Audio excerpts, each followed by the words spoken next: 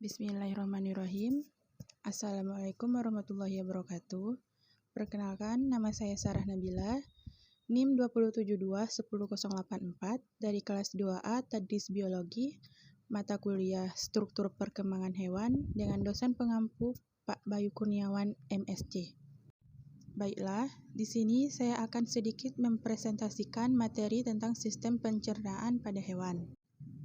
Sistem pencernaan adalah proses yang dilakukan oleh sistem organ pencernaan untuk mengolah makanan agar dapat diserap nutrisinya dan diubah menjadi energi.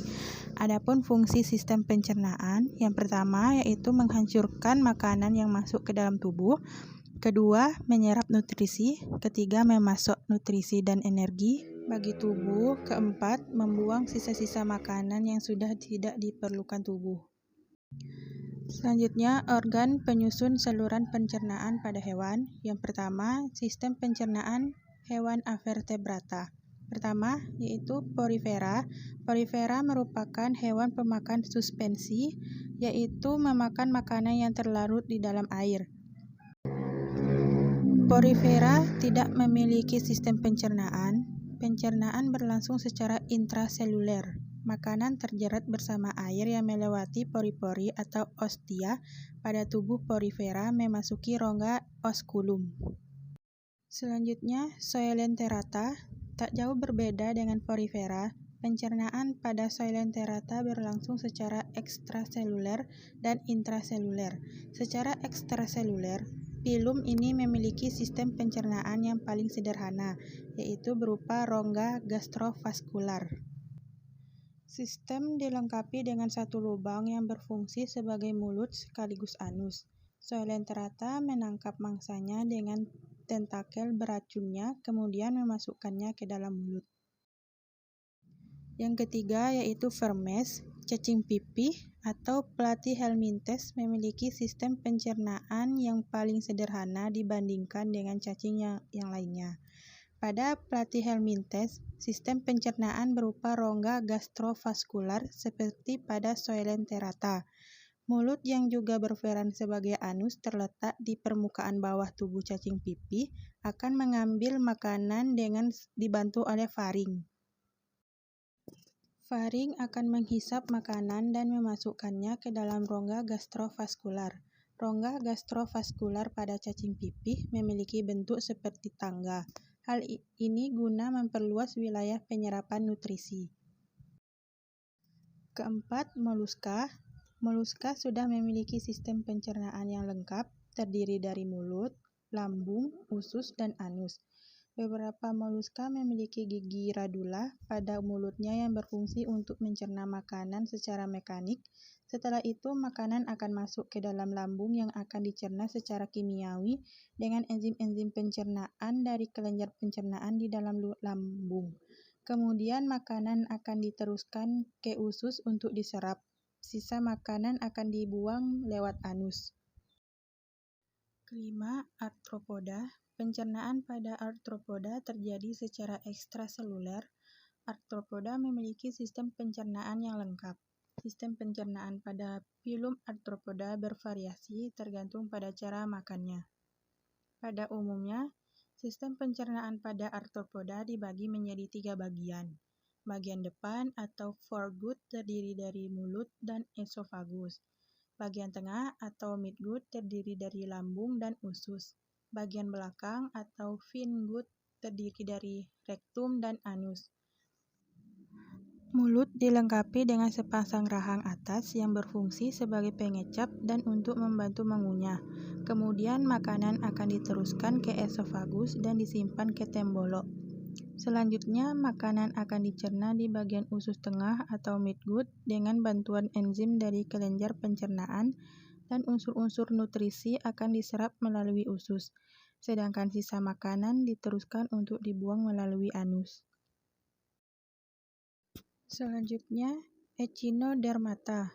Filum ini memiliki sistem yang lengkap seperti pada moluska. Makanan masuk lewat mulut yang terletak di permukaan bawah tubuh. Kemudian dilanjutkan ke lambung yang dilengkapi dengan kelenjar pencernaan atau pyloric cecae mensekresikan enzim pencernaan. Makanan akan dicerna secara kimiawi dengan enzim ini dan akan diserap di usus. Usus Echinodermata memiliki ukuran yang bervariasi. Bergantung pada spesiesnya, sisa makanan akan dibuang lewat anus yang ada di permukaan tubuh atas. Selanjutnya yaitu sistem pencernaan pada hewan vertebrata. Organ pencernaan pada vertebrata meliputi saluran pencernaan atau traktus digestivus dan kelenjar pencernaan atau glandula digestoria. Yang pertama yaitu ada ikan atau Pisces. Saluran pencernaan pada ikan dimulai dari rongga mulut atau cavum oris. Di dalam rongga mulut terdapat gigi-gigi kecil yang berbentuk kerucut pada geraham bawah dan lidah pada dasar mulut yang tidak dapat digerakkan serta banyak menghasilkan lendir. Dari rongga mulut, makanan masuk ke esofagus melalui faring yang terdapat di daerah sekitar insang. Esofagus berbentuk kerucut, pendek, terdapat di belakang insang. Dan bila tidak dilalui makanan, lumennya akan menyempit. Dari kerongkongan, makanan didorong masuk ke lambung. Lambung pada umumnya membesar, tidak jelas batasnya dengan usus. Pada beberapa ikan, terdapat tonjolan buntu untuk memperluas bidang penyerapan makanan. Dari lambung, makanan masuk ke usus yang berupa pipa panjang berkelok-kelok dan sama besarnya. Usus bermuara pada anus. Kelenjar pencernaan pada ikan meliputi hati dan pankreas. Kedua, kata atau amfibi.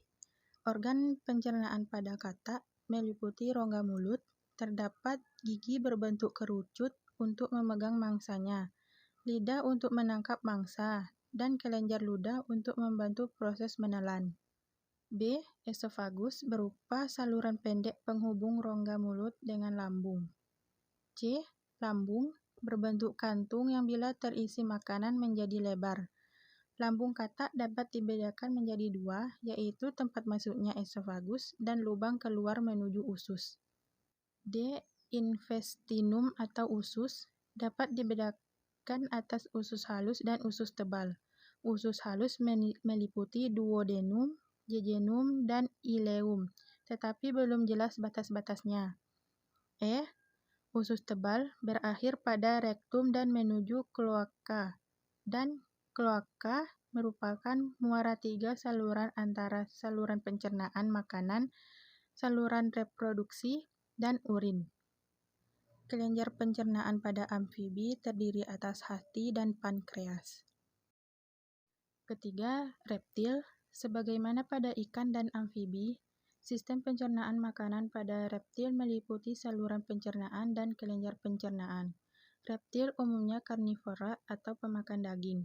Salah satu contoh reptil adalah buaya. Di dalam mulut buaya terdapat lidah, gigi, dan kelenjar ludah. Kelenjar ludah menghasilkan lendir yang berfungsi untuk mempermudah menelan makanan. Pada proses pencernaan, makanan dari mulut menuju kerongkongan dan selanjutnya ke lambung. Dari lambung, makanan menuju ke anus. Di usus bermuara dua saluran kelenjar pencernaan, yaitu hati dan pankreas. Selanjutnya, aves atau unggas. Pada mulut terdapat paru yang sangat kuat dan berfungsi untuk mengambil makanan. Makanan yang diambil oleh paru kemudian masuk ke dalam rongga mulut lalu menuju kerongkongan. Bagian bawah kerongkongan membesar berupa kantong yang disebut tembolok, kemudian masuk ke lambung kelenjar. Disebut lambung kelenjar karena dindingnya mengandung kelenjar yang menghasilkan getah lambung yang berfungsi untuk mencerna makanan secara kimiawi. Kemudian makanan masuk menuju lambung pengunyah. Disebut lambung pengunyah karena dindingnya mengandung otot-otot kuat yang berguna untuk menghancurkan makanan. Di dalam hati, empedal sering terdapat batu kecil atau pasir untuk membantu mencerna makanan secara mekanis. Kemudian, makanan masuk menuju usus halus. Enzim yang dihasilkan oleh pankreas dan empedu dialirkan ke dalam usus. Hasil pencernaan berupa sari-sari makanan diserap oleh kapiler darah pada dinding usus halus. Burung mempunyai dua usus buntu yang terletak di antara lambung dan usus.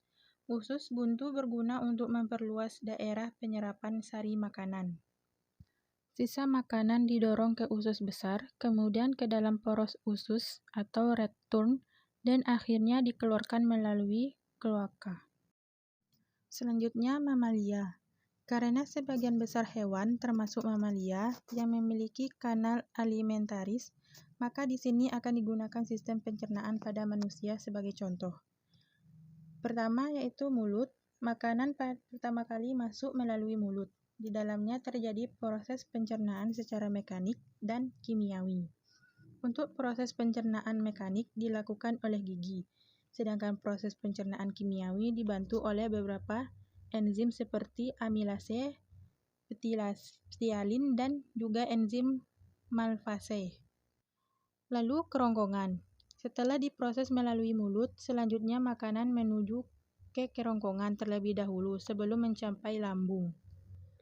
Di kerongkongan terdapat gerakan varistaltik atau seperti meremas-remas, gunanya untuk mendorong makanan menuju lambung. Lalu, lambung. Selain di mulut, proses pencernaan secara mekanik juga terjadi di dalam lambung, ketika makanan dihaluskan oleh gerakan otot-otot lambung. Ada enzim pepsin yang berfungsi mengubah protein menjadi asam amino, enzim renin yang berfungsi mengubah protein menjadi kasein, dan juga HCl atau asam klorida yang berfungsi sebagai memecah protein serta melawan virus dan bakteri yang masuk melalui sistem pencernaan. Selanjutnya, usus halus. Dari lambung, makanan yang sudah diproses di lambung menuju usus halus.